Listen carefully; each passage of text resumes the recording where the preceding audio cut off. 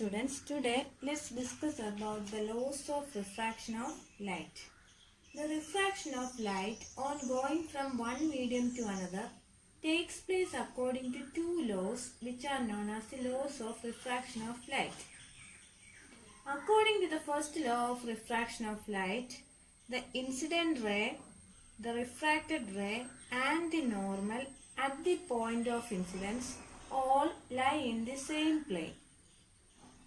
The second law of refraction gives a relationship between the angle of incidence and the angle of refraction. This relationship was discovered by Snell in 1621. So, the second law of refraction is called Snell's law of refraction.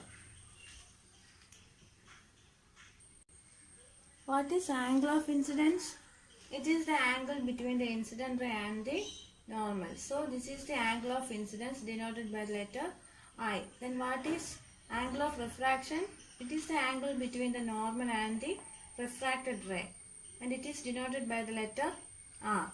The second law of refraction gives the relationship between angle of incidence and angle of refraction. According to the second law of refraction, the ratio of the sine of angle of incidence to the sine of angle of refraction is a constant, or sin A by sin R is equal to a constant. This constant is called refractive index denoted by the letter N.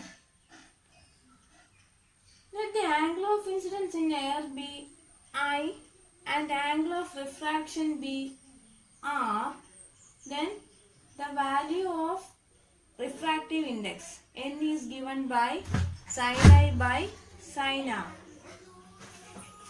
So, according to the Snell's law of refraction, the ratio of the sine of angle of incidence to the sine of angle of refraction is a constant for a given pair of media such as air and glass or air and water.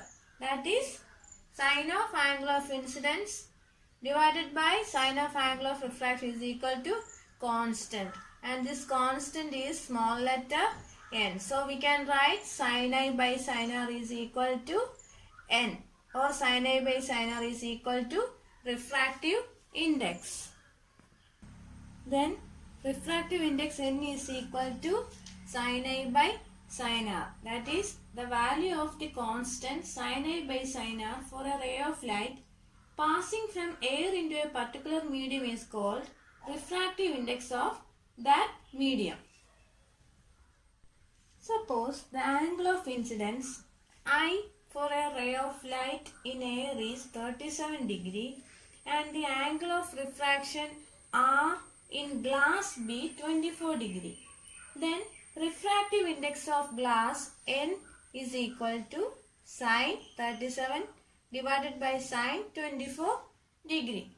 Okay.